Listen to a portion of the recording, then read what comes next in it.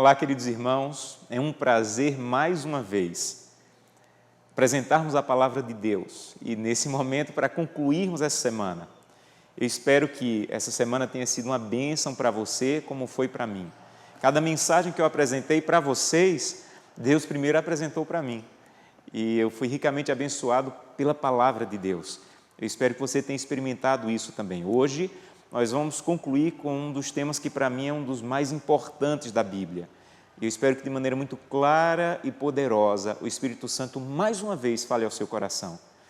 Nesse momento eu quero, antes de abrir a palavra de Deus, convidá-lo a fechar os olhos para fazermos uma oração. Querido Pai, nós te louvamos por mais uma oportunidade de ouvir a Tua palavra. Estamos concluindo uma semana com bênçãos, uma semana com Tua palavra falando de maneira clara e poderosa ao nosso coração, e é assim que queremos concluir, Senhor. Então te pedimos que mais uma vez, o Teu Santo Espírito de maneira desimpedida fale conosco. Te pedimos isso em nome de Jesus. Amém. E nós vamos começar o sermão de hoje por onde tudo deve começar na vida cristã, pelo livro de Gênesis. Quero convidá-lo a abrir a Bíblia no livro de Gênesis, capítulo 1. Nós vamos ver alguns versículos desse capítulo. Capítulo 1 de Gênesis, a partir do verso 26, diz o seguinte: Também disse Deus: façamos o homem à nossa imagem, conforme a nossa semelhança. Tenha ele domínio sobre os peixes do mar, sobre as aves do céu, sobre os animais domésticos, sobre toda a terra, sobre todos os répteis que rastejam pela terra. Criou Deus, pois, o homem à sua imagem, a imagem de Deus o criou, homem e mulher os criou. E Deus os abençoou e lhes disse: sede fecundos, multiplicai-vos, enchei a terra e sujeitai-a. Dominai sobre os peixes do mar, sobre todas as aves do céu, sobre todo animal que rasteja pela terra. E disse Deus ainda: eis que vos tenho dado todas as ervas que dão semente e se acham na superfície de toda a terra, e todas as árvores em que há fruto e dá semente, isso vos será por mantimento. Sabem, quando você lê a Bíblia, você deve ter em mente que a Bíblia ela é baseada na cultura judaica. E para você entender a Bíblia de maneira profunda, você tem que entender um pouco da cultura judaica. Na cultura judaica, quando eles vão escrever alguma coisa, quando eles querem enfatizar, o argumento que eles usam é repetir. Então, sempre que você lê um texto bíblico, você deve procurar quais são as palavras que mais se repetem. Por exemplo, nesse texto que nós acabamos de ler, você conseguiu perceber qual é a palavra que mais se repete? Não sei se você já encontrou na sua Bíblia, mas é a palavra todo e toda, todo e toda. Deus está dizendo assim: eu criei todas as árvores, todos os animais, todos os répteis, todas as plantas, tudo é meu, porque eu criei, diz o Senhor. Mas eu decidi dar para o homem e sua esposa. Quanto Deus decidiu dar? Segundo o texto bíblico, todas as coisas que Deus criou, Ele deu para o ser humano. Porque, entenda uma coisa, amigo, esse é o propósito de Deus para a sua vida. O propósito de Deus para a sua vida é plenitude.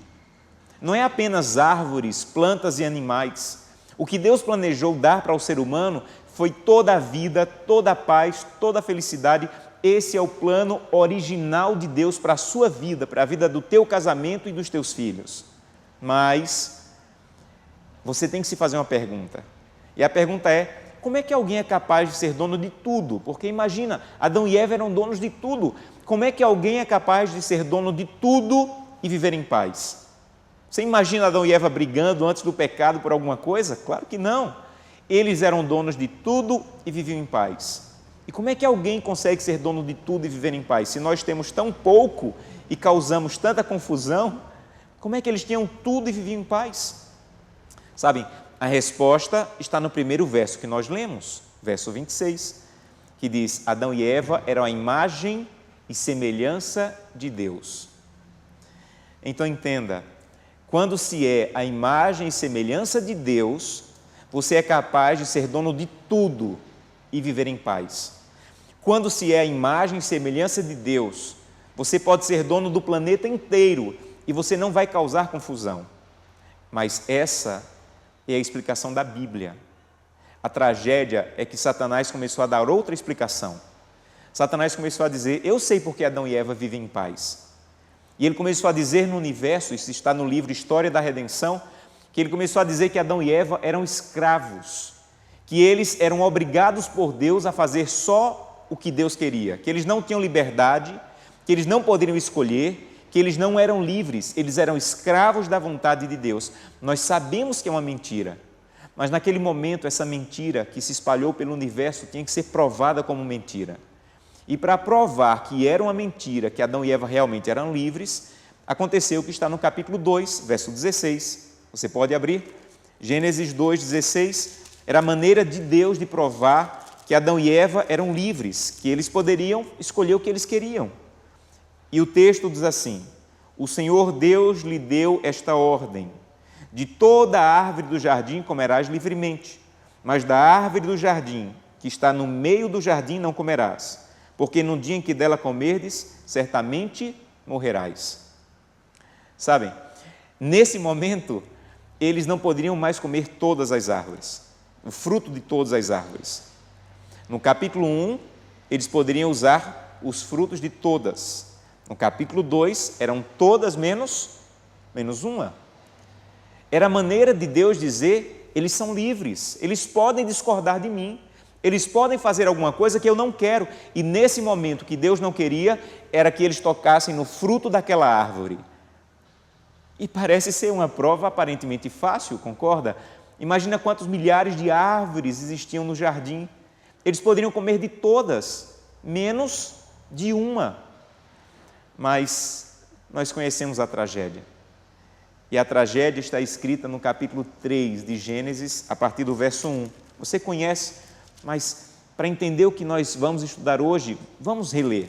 Gênesis 3, a partir do verso 1. Mas a serpente, mais sagaz que todos os animais selváticos que o Senhor Deus tinha feito, disse à mulher: foi assim que Deus disse que você não pode comer de nenhuma árvore do jardim? E Eva respondeu: do fruto da árvore do jardim podemos comer, mas do fruto da árvore que está no meio do jardim, disse Deus: dela não comereis, nem tocareis, para que não morrais. Então a serpente disse a Eva: Eva, é certo que não morrereis. Em outras palavras, Eva, é mentira de Deus. Pode comer, você não vai morrer. Porque Deus sabe que no dia em que dela comerdes, vossos olhos se abrirão, e sereis como Deus, conhecedores do bem e do mal. Você deve estar se fazendo uma pergunta agora: pastor, o que é que tudo isso tem a ver comigo? O que é que toda essa história tem a ver comigo?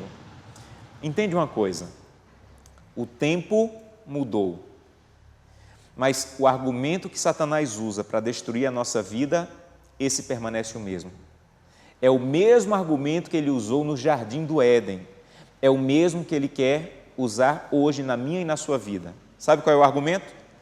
O argumento para Eva foi: Eva, não adianta ter todas as árvores do jardim, não adianta ter todos os frutos do jardim, se você não tiver aquela que Deus proibiu. Em outras palavras, Eva, o que Deus dá não é suficiente. O que Deus dá não satisfaz. O que Deus dá não te completa. O argumento do inimigo era: você tem que ter tudo, inclusive o que Deus não te deu, porque o que Deus deu não é suficiente. Sabe como ele usa esse argumento hoje? Eu sou casado há 18 anos. Há 18 anos Deus me deu uma esposa. E Deus me disse: Josanã, essa é tua esposa, com ela você vai ser feliz, com ela você vai ser completo. Mas sabe o que é que Satanás diz para os homens casados, para as mulheres casadas, o tempo todo? Essa mulher que você tem não basta. Você tem que ter aquela outra que não é a tua mulher. É o mesmo argumento. O argumento no jardim era: o que Deus deu não basta. O argumento hoje é: o que Deus deu não basta. Você quer ser completo no seu casamento, você quer satisfazer de verdade, você tem que buscar aquela outra mulher que não é a sua, aquele outro homem que não é o seu. Deus deu para você o tempo, é um presente de Deus. Mas sabe o que é que o inimigo diz? O que Deus deu não basta. Deus te deu domingo, a segunda, a terça, a quarta, a quinta, a sexta, mas não basta. Você tem que ir para a faculdade e fazer a prova no sábado, senão você não conclui a faculdade. Vejam, o argumento é o mesmo. O que Deus deu não basta. Não adianta ter 6 dias, você tem que ter os 7. Deus deu para você os recursos. E tem uma parte dos recursos que Deus diz: não toque. a Bíblia chama de dízimos e ofertas. E sabe qual é o argumento do inimigo? Não adianta ter só uma parte, você tem que ter tudo, você tem que gastar tudo, você tem que dominar sobre tudo. O que Deus deu não basta.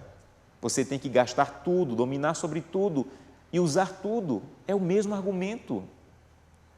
E sabem, ainda no livro História da Redenção, diz que o plano original do inimigo era: eu vou tentar Adão e Eva, e se eles caírem, agora eu estou feito, pensou o inimigo, porque Deus não vai ter saída. Ou Deus vai destruir Adão e Eva, e eu vou dizer: está vendo como eu falei que Deus é injusto? Ou Deus vai deixar para lá o erro deles, e eu vou dizer: se vai deixar para lá o erro deles, tem que deixar para lá o meu também. Para o inimigo, Deus não tinha saída. Ou iria destruir, ou iria deixar para lá. O que ele não conhecia era a graça de Deus. A graça de Deus que diz, em Gênesis 3:21, que Deus ofereceu o cordeiro para substituir o casal. E a morte que eles mereciam, Deus assumiu.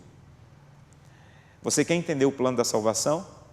Você tem que entender 3 coisas. Primeiro, você é pecador. O teu pecado levou Jesus Cristo à cruz do Calvário. Os erros, as escolhas erradas, escolher o que Deus disse que nós não deveríamos escolher, nos levou ao pecado. Mas você tem que entender uma segunda coisa: Jesus Cristo veio à cruz do Calvário morrer por você. Terceira coisa, esse Jesus que veio vai voltar e vai nos levar de volta para o céu para sermos donos de tudo de novo. Então entende bem, Gênesis 1 e 2 não é a história de Adão e Eva apenas. Gênesis 1 e 2 é a história da sua família. Amigo, Jesus Cristo vai voltar a essa terra pelo que Ele fez na cruz do Calvário e vai nos devolver tudo que o pecado nos tirou. Toda a vida, toda a paz, todas as plantas, todas as árvores, todos os animais, tudo vai ser seu e da sua família no céu. Eu poderia perguntar agora: quantos querem dizer: Senhor, eu aceito a tua oferta e eu quero voltar para o céu e quero ser dono de tudo de novo? Quantos querem pedir isso? Eu sei que você quer, mas aqui está o ponto da mensagem dessa manhã. Sabem, Deus, Ele quer te levar para ser dono de tudo, mas se você voltar para o céu para ser dono de tudo, com o egoísmo que ainda temos no coração, nós vamos causar o maior problema no céu. Eu costumo brincar e dizer que se você voltar para o céu hoje com o coração egoísta e Deus dizer: seja bem-vindo, se Deus te disser assim: seja bem-vindo e receba tudo, quando você olhar a rua de ouro, você vai procurar uma picareta, tentar arrancar o ouro, botar num saco e procurar onde vender. Porque é isso que um coração egoísta faz. Quando o anjo disser assim: seja bem-vindo, está aqui a sua harpa de ouro, um coração egoísta vai dizer assim: não, não quero essa não, quero a do meu vizinho que está mais afinada. Você entende? Um coração egoísta não pode ser dono de tudo, e nós somos egoístas, e quanto mais cedo admitirmos isso, melhor. O egoísmo está acabando o teu casamento, o egoísmo está acabando os teus filhos, o egoísmo está acabando principalmente a tua possibilidade de voltar para o céu para ser dono de tudo. E você pode perguntar: pastor, mas quando Jesus voltar, Ele não vai me transformar no abrir e fechar de olhos? É verdade, a Bíblia diz isso, mas Ele vai nos transformar de várias coisas, menos do egoísmo. O nosso caráter tem que ser transformado nessa terra. É nessa terra que Deus tem que arrancar o egoísmo do nosso coração. O Espírito de profecia diz: nenhum coração egoísta vai ver a porta do céu. Engana-se quem pensa que a transformação vai acontecer na porta do céu. A transformação do egoísmo já tem que acontecer aqui. E sabem, o pior que o pecado fez conosco foi nos transformar em egoístas. O egoísmo é a base de todos os nossos pecados. Quer ver? Pense comigo. Por que um homem ou uma mulher adultera? Porque ele sente desejo por outra pessoa, que não é sua esposa ou seu marido, e ele não quer nem saber o que a igreja vai sentir, não quer nem saber o que a esposa ou o esposo vai sentir, não quer nem saber o que a igreja vai sentir, não quer nem saber o que Deus vai sentir. Ele só quer satisfazer ele mesmo, Me ajude, qual é a melhor palavra para descrever essa atitude? Concorda comigo? Egoísmo. Por que é que nós mentimos? Nós mentimos porque nos encontramos em uma situação difícil, aí pensamos assim, se eu falar a verdade eu me dou mal, mas se eu mentir eu escapo, então não quero nem saber quem vai se dar mal, contanto que eu escape. E vai lá e mente. Qual é a melhor palavra para descrever essa atitude? Concorda comigo? Egoísmo. Você pode dizer, pastor, olha, mas não é o egoísmo que está acabando o meu casamento. O que está acabando o meu casamento é essa mulher que eu estou casado com ela. Então eu vou deixar essa mulher e vou procurar outra. Amigo, as estatísticas dizem que 50% dos casamentos estão acabando em divórcio. 70% dos segundos casamentos estão acabando em divórcio. E quase 90% dos terceiros casamentos estão acabando em divórcio. Sabe o que essa estatística diz? Que não adianta mudar o teu casamento de terreno. O que tem que mudar é a semente do teu coração. Se você casar 500 vezes e o seu coração for egoísta, vai dar errado 500 vezes. Porque a questão não é onde você está casado, com quem você está casado, mas como é o coração de vocês. Se tem egoísmo, só vai brotar egoísmo. Um dia eu conversava com um casal, falava sobre o egoísmo que estava destruindo o casamento deles, e eles disseram, não, pastor, nosso problema não é o egoísmo. Nosso problema é que precisamos de uma nova lua de mel. E juntaram dinheiro, foram para Paris passar alguns dias, foram dias lindos, mas voltaram para briga e divórcio. Sabe por quê? Porque não adianta mudar o teu casamento de terreno. O que tem que mudar é a semente egoísta. E agora você tem que estar fazendo uma pergunta no teu coração. Pastor, eu entendi, eu sou egoísta. Mas, por favor, me ajuda. Como é que eu venço o egoísmo? E é com isso que eu quero concluir essa mensagem. O plano de Deus para arrancar o egoísmo do teu coração. E eu espero que fique bem claro para você. Sabe, o plano de Deus é dar coisas para você cuidar. E dependendo da maneira como você cuida dessas coisas, Deus vai arrancar o egoísmo do teu coração. Deixa eu explicar como funciona. A Bíblia diz que o corpo que você tem não é seu. É uma dádiva de Deus e é o templo do Espírito Santo. Então, funciona assim. Deus diz, meu filho, aqui estão regras na Bíblia de como cuidar do corpo. O corpo não é seu, então você não pode cuidar do jeito que quer. Você tem que cuidar do jeito que eu quero, porque pertence a mim. Você se encontra, imagine-se, em frente a uma mesa cheia de comida. E aí você pensa, se o corpo fosse meu, eu ia comer essa comida toda, ia comer até a tampa da panela. Mas o corpo não é meu. Eu não posso comer do jeito que eu quero, eu tenho que comer do jeito que agrada a Deus. Sabe, quando você decide comer do jeito que agrada a Deus, não tem a ver com engordar ou emagrecer, ter ou não ter essa doença. Tem a ver principalmente com Deus arrancar o egoísmo do seu coração. Porque você não está fazendo do jeito que você quer, e sim fazendo do jeito que Deus quer. Todos os dias eu faço atividade física, todos os dias. Todos os dias eu saio para correr, para caminhar, mas eu não faço isso porque eu quero emagrecer ou não quero ter tais doenças. Sabe por que eu faço isso principalmente? Porque eu quero glorificar a Deus através do meu corpo. Se o corpo fosse meu, gente, eu não ia fazer caminhada, eu ia ficar dormindo, porque eu gosto de dormir, não de caminhar. Mas sabe por que eu faço caminhada? Porque eu descobri que o dono do meu corpo gosta. E cada vez que eu faço caminhada, cada vez que eu cuido do meu corpo, cada vez que eu me alimento como Deus quer, Deus está arrancando o egoísmo do meu coração. Quer ver um outro exemplo? O tempo não é seu. Então você não pode usar como quer. Você tem que usar do jeito que Deus quer. Então quando você decide o seguinte, hoje à noite eu vou voltar para casa e eu vou passar a noite inteira assistindo séries e filmes. É isso que eu vou fazer com o meu tempo. Mas quando você pensa assim, o tempo não é meu, então eu não posso usar do jeito que eu quero. Eu vou usar do jeito que Deus quer. Sabe o que está acontecendo?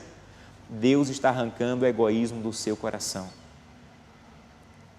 Quando você recebe no final do mês o seu salário, e você pensa assim, se o dinheiro fosse meu, eu ia gastar todo esse dinheiro. Ia fazer dívidas novas, ia pagar dívidas antigas, mas eu entendi, o dinheiro não me pertence, pertence a Deus, então eu vou devolver os dízimos e as ofertas, eu vou ser generoso.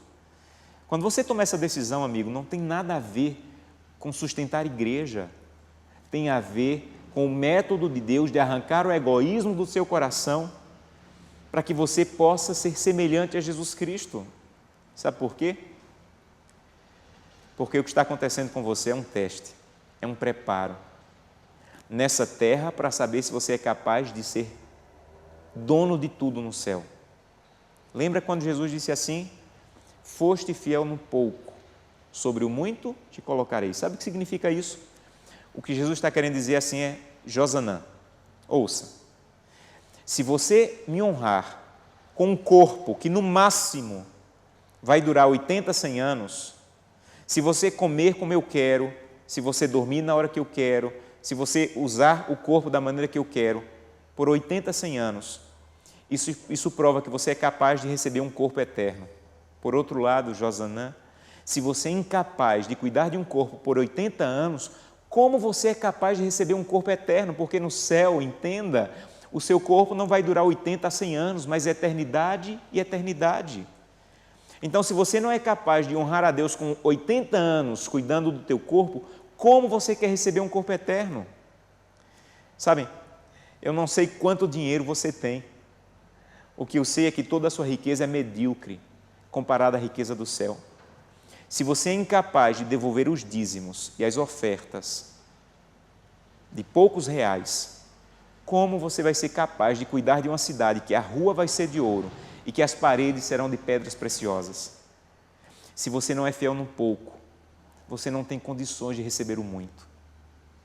Sabem, se você, que tem um dia de 24 horas, diz que não dá tempo ler a Bíblia, não dá tempo orar, não dá tempo fazer o culto com sua família, como, em nome de Jesus eu te pergunto, como você será capaz de cuidar da eternidade? Porque na eternidade, nós não vamos cuidar de um dia de 24 horas, mas nós vamos cuidar de uma eternidade inteira. Se você é incapaz de buscar a Deus em 24 horas, como você será capaz de receber a eternidade? É isso que Gênesis quer te ensinar. Deus vai te devolver tudo, mas antes de te devolver tudo, Ele quer arrancar o egoísmo do teu coração. E para arrancar o egoísmo do teu coração, Ele está te dando recursos financeiros, Ele está te dando um corpo para cuidar, Ele está te dando um tempo para cuidar, dons para usar para a causa dEle.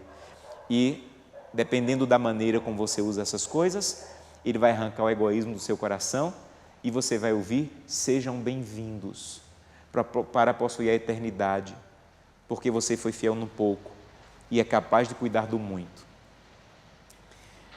Há um versículo na Bíblia, e é com ele que eu quero concluir essa mensagem. Apocalipse, capítulo 12, verso 11. Esse texto fala de quem será salvo, quem são os vitoriosos. E diz o seguinte: os vitoriosos são os que venceram por causa do sangue do Cordeiro e por causa da palavra do seu testemunho, que deram, mesmo diante da morte, não amaram a sua própria vida. Sabe quem vai ser salvo segundo Apocalipse 12? Os salvos terão duas características, amigos. Primeiro, lavaram suas vestes sujas do pecado no sangue do Cordeiro. Segundo, pararam de amar a própria vida. Sabe qual é o nosso problema, a nossa tragédia? É que nós amamos muito a nossa própria vida. Nós amamos comer o que nós gostamos, acordar na hora que gostamos, fazer o culto quando nos agrada, devolver o dízimo e a oferta quando é conveniente. Os salvos, segundo Apocalipse 12, são os que amaram a vida que Deus tinha para eles e não sua própria vida. Então eu quero concluir fazendo um convite a você, um apelo a você. Tudo que você ouviu essa semana te trouxe para esse momento. Um momento de você decidir: Santo Deus, eu quero o céu, eu quero a eternidade, mas eu estou te autorizando, Senhor, arranca o egoísmo do meu coração. Eu quero ser semelhante ao Senhor. Eu não quero fazer o que eu quero, e sim o que o Senhor quer. Esse é o seu desejo? E se você tiver esse desejo muito claro em seu coração, Ele vai restaurar não apenas a sua possibilidade de voltar para o céu, mas o seu casamento, os seus filhos e a tua vida. Se esse é o seu desejo, eu gostaria de convidá-lo, onde você está, a colocar-se em pé. Onde você está, coloque-se em pé. Eu quero orar por você. Eu quero pedir que essa decisão que você está tomando agora, no final dessa semana, você possa levá-la até a porta do céu, quando o egoísmo vai ser arrancado completamente do seu coração e você vai receber a eternidade. Coloque-se em pé. Amém. Eu quero orar por você. Feche os seus olhos e vamos falar com Deus. Querido Pai, nós terminamos uma semana abençoada, mas a semana vai ficar para trás. O que importa é o que vai acontecer com a nossa vida de aqui por diante. Que a decisão que tomamos hoje, de permitir que o Senhor arranque o egoísmo do nosso coração, que possamos levar essa decisão até a porta do céu. Nos perdoa, Santo Deus, por tantas vezes que usamos o nosso corpo do jeito que nos agrada, usamos o nosso dinheiro, o nosso tempo do jeito que nos agrada. Mas hoje nós queremos pedir a Tua ajuda e começar a fazer do jeito que agrada ao Senhor. Ajuda-nos, transforma-nos, até o dia que seremos recebidos no céu. É o que te pedimos em nome de Jesus. Amém.